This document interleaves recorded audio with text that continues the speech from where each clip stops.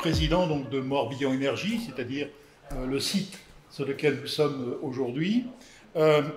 Morbihan Énergie, et je le dis à chaque fois, c'est énergie avec un S.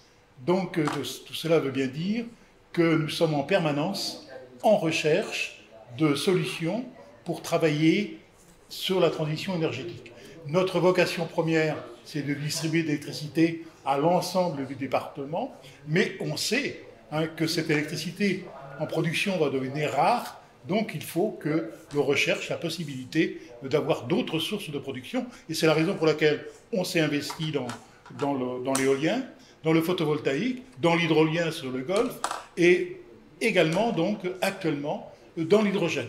Et cette première disons, tentative en matière d'hydrogène, ça remonte, c'était un vœu que j'avais depuis très longtemps, à 2017.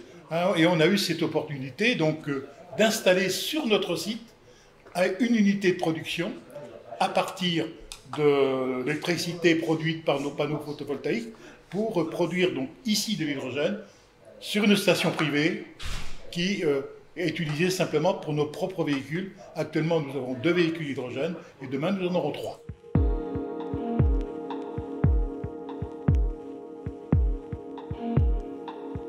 Nous sommes partis sur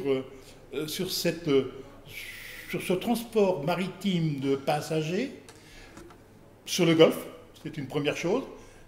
Donc on s'est rapproché de la région Bretagne qui a cette compétence de la desserte des îles. On s'est dit d'abord, c'est pas trop loin, c'est pas trop mal. Deuxième chose, on a été sollicité par l'Orient Aglo, qui veut tout de suite décarboner également ces bateaux du Transrad, qui font du Locmiquélic-Lorient, du Port-Louis-Lorient.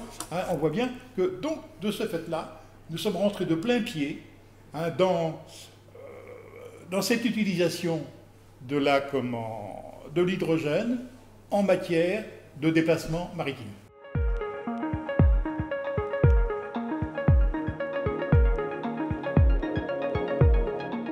Nous avons fait un grand pas. Nous, les politiques, avec la volonté de servir le territoire, et les ingénieurs et l'industrie, eh bien, en recherchant, en optimisant, on va dire, les données qu'ils ont actuellement.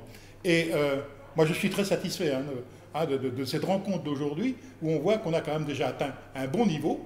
Et je crois qu'actuellement, on a tous la volonté d'aboutir. Et grâce à ce premier pas qu'on va faire sur ces dessertes-là, je pense que demain, eh bien, on sera une référence en matière de déplacement maritime.